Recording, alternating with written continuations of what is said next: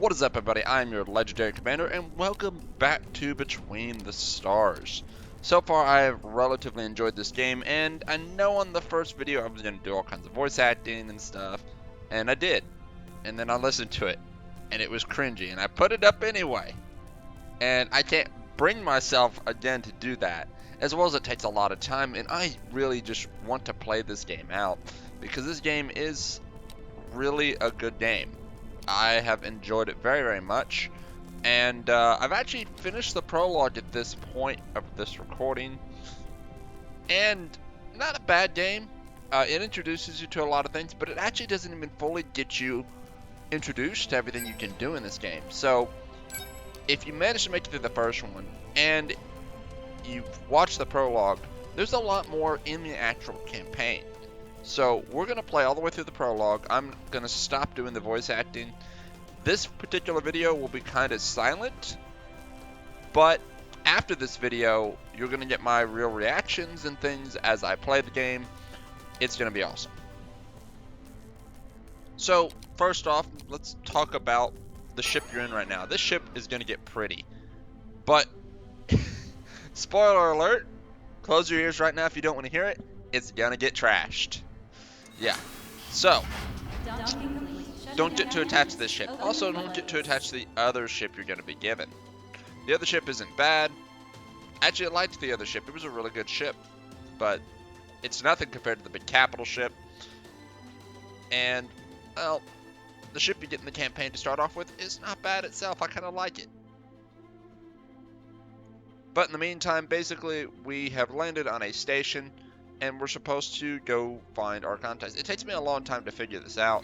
Essentially, you have 2 points, or multiple points on a station. One is the dots, and the other is the commercial zone. The commercial zone lets you do some trading and stuff, like you can go buy weapons and things of that nature. It's pretty basic and intuitive. You know, just click on it and the stuff is there. It's not very complicated. The dots is the first place I go. You don't have to go in order, like from your ship to those places. You just have to click the area. So I'm going to click the dots, I believe, first, and then we're going to run into a mission. Then we're going to go to the commercial zone and kind of finish up on the station and find some stuff.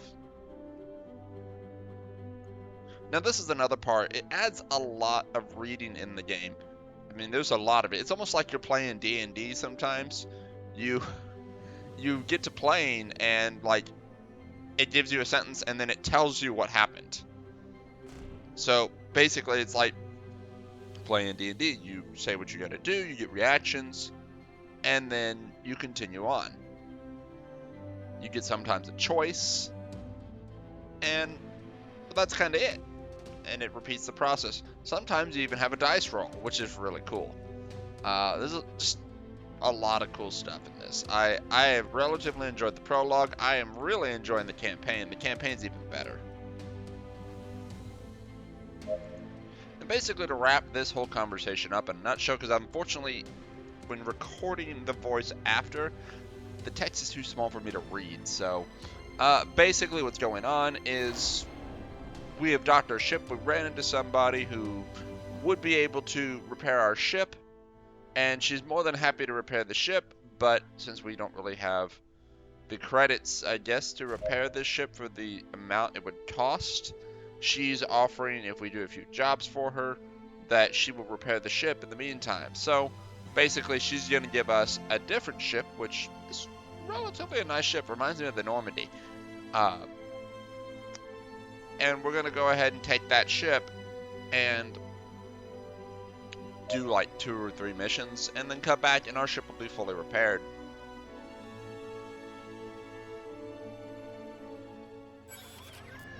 So right here is the first screen you'll see when you go to the commercial zone. Basically, it shows you the stores and the weapons you can buy if you don't want to build them yourself or do any research, because you can do all that. You can research and build your own weapons, which again gets more expanded upon in the campaign. The prologue doesn't expand on it too much.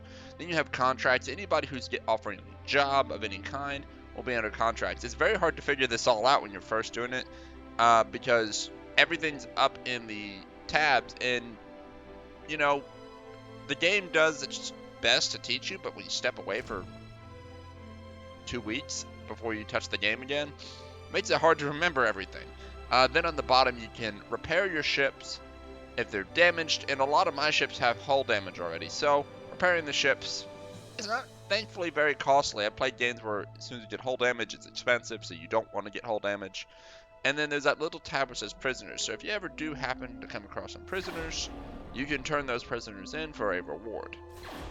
You'll also notice after I clicked on the contract, a thing showed up on the right side of the screen, basically giving you a knowledge of what the contract consists of. If you didn't want to accept it, you don't have to, but in this case we kind of have to. So we accept the contract, and basically we're free to roam the store and go ahead and look at things, but there's not really much more here that you can't do on your ship at the moment. So we're going to get to our job, and you can see our capital ships there in that corner of the stream, but we're not going back to that ship apparently. We're going to the littler ship just beside it. So we'll go to that red little dot here eventually, and then we'll be off.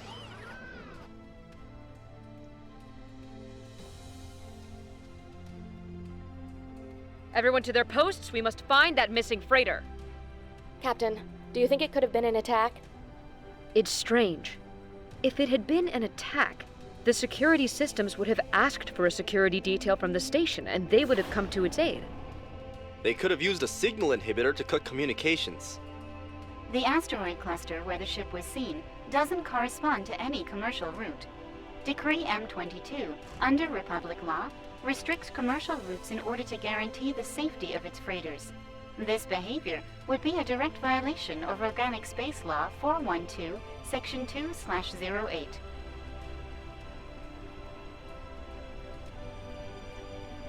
Now you can definitely see how this ship looks like the Normandy, but we can definitely tell it's not the Normandy, and that AI is definitely not our Edie. It's a shame because Edie's pretty cool. Doing some weapons checks here because, you know, you gotta play with the toys. And actually the placement of those guns on the ship do determine how it fires, where those weapons are placed. If you have lasers on the left side, they're not going to fire on the right side because the weapon placement is according to basically where you put them in the points. So it's not 100% like that, but 99% of it's like that. If you mount something on the spine of the ship, it's mounted on the spine. I really love this jump drive system too. The quantum drive is like jumping into warp. I really think they should have left the warp drive as the other and called the other jump the warp drive, not the warp drive, the quantum drive. Because this warp drive feels like you are jumping to warp, and then the warp drive, you're like changing environments. So I really wish they would have swapped them out and done it the other way, because that quantum drive is so cool. When you charge it and you just go, and it again feels like the Normandy jumping to light speed or FTL. I know we're not at FTL, but still, the cruise engine is freaking fantastic.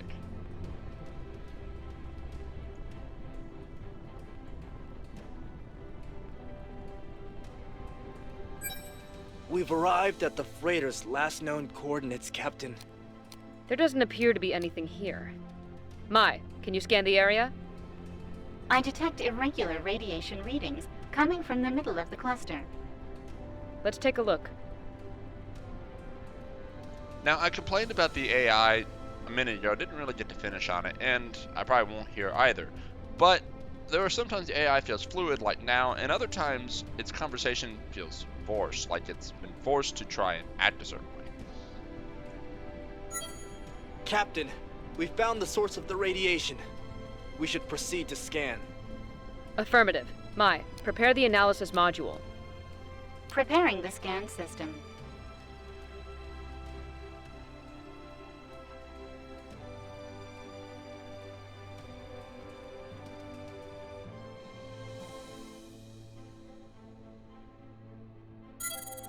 Scan complete, Captain.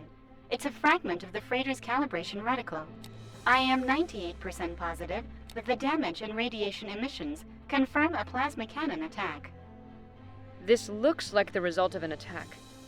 Mai, can you follow the radiation signature? Comparing samples. Similar readings found in nearby coordinates. Establishing route.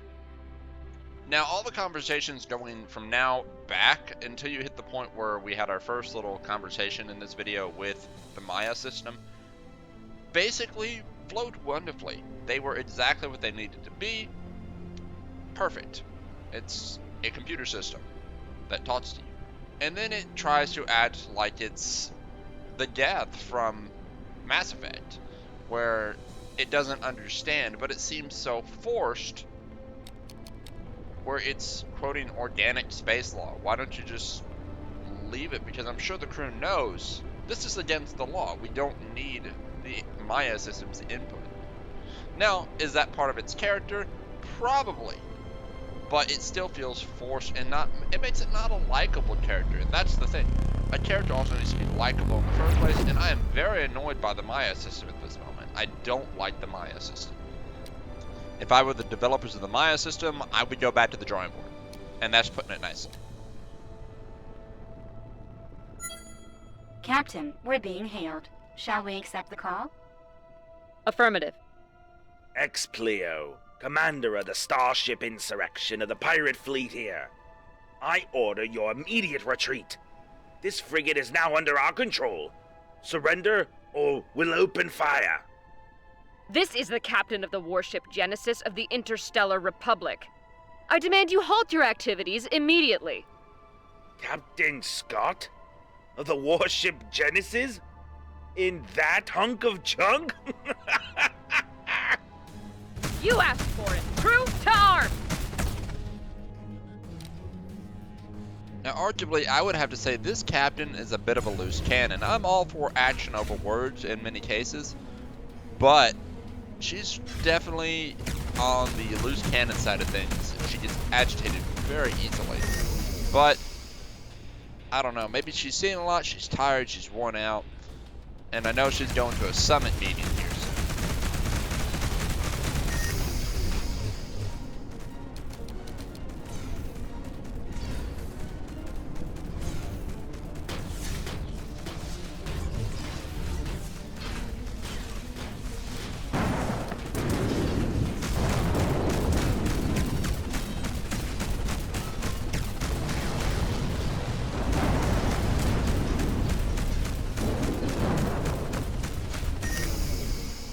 Now, I really actually like the ship, and when I say that, I really mean it.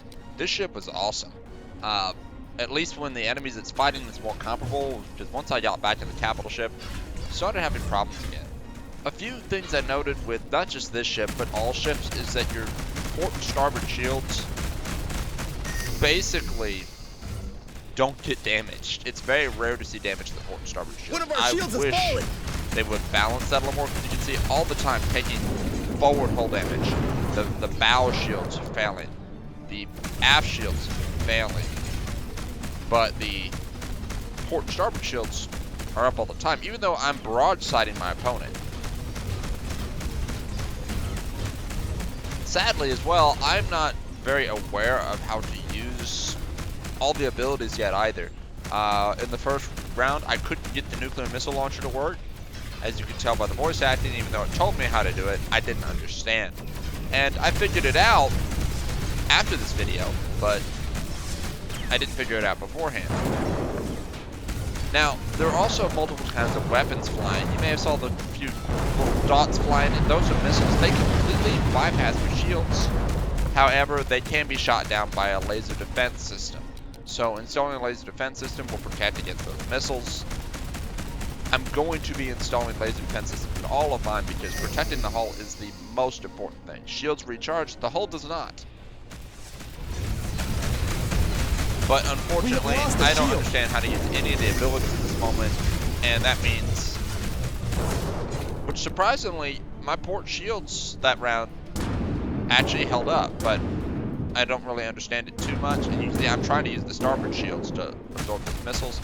At this moment, I don't understand the game too much, but even then, this ship performs remarkably well. I really enjoy this ship. It's got good firepower, and I probably should have done a little more looking at this ship to figure out what was so special about it. But it does a good job. Now it's time for salvage. Salvage is really easy. You don't even have to fly to the objects. You can just literally click on them. The ship's remains correspond to the fighter we've been searching for. Salvage. We have to look for survivors and confirm the shipment was in fact stolen. Preparing to board. So, looking back on just a second ago, those were mines. All those little dots and what I was getting hit with at the end were mines. I didn't even know I was flying through a minefield, and only figured that out afterwards. Here's another little D&D event where we board a ship and we examine everything.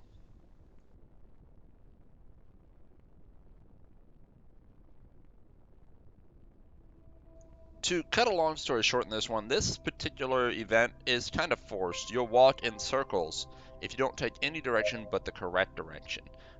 So basically, once I've made the correct direction, wind up in a room with a AI system that instantly turns on its defense systems because it thinks we're intruders.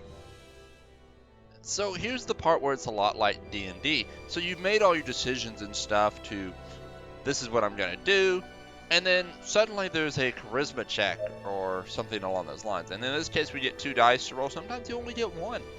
And so you roll the dice to see what happens. I really do enjoy this system. It's kind of cool because everything is random. It's not like things are fixated on a point. What goes well for one person may not go well for another. And thankfully here, we scored what looks like an 11. I couldn't read the numbers completely. That may have been a 12. Or a 9. But basically, we succeed, and we continue to talk with the Maya system aboard this ship and basically convince it that we're not intruders, and in fact that it's the intruder itself. So it basically self-destructs and wipes itself out. Not the ship, but the AI itself just basically kills itself, leaving us to the cargo. Let's go back to the station to inform Susan. What kind of pirates assault a protonite freighter just to abandon it? X-Player's weapons do not correspond to the radiation we've been following. Captain, the coded data seems to follow the same pattern obtained in the slaver's base. Our team can't undertake an investigation. We haven't found enough matches. So they're trying to semi-establish plot here, but unfortunately I don't understand it either. They're talking about what pirates abandoned a freighter. Well, they didn't. We engaged them. And if they're talking about the people possibly previously, maybe their intention was never to steal the freighter or the resources, but just disable it. Because maybe they're working in the background, so they can't really be caught with the wares or the ship, and sometimes just getting rid of the problem in the first place solves everything. Not everything has to be efficient when you make use of everything. Sometimes just solving the problem is all that matters. So at this point, there really isn't much more going on. Permission to dock.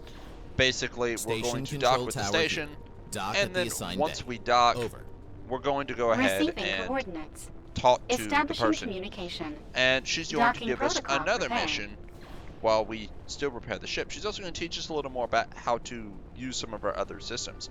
But all that is coming up in a new video, which will actually have me talking, interacting, versus the silent where I come back afterwards and talk because I decided not to do voice acting. So, as always, I hope you enjoyed this video. If you liked this format, let me know. If you like the other format, make sure to let me know on that one. But basically, just let me know what y'all like. If you're liking these videos, let me know. But in the meantime, y'all take care. And I'll catch you next time.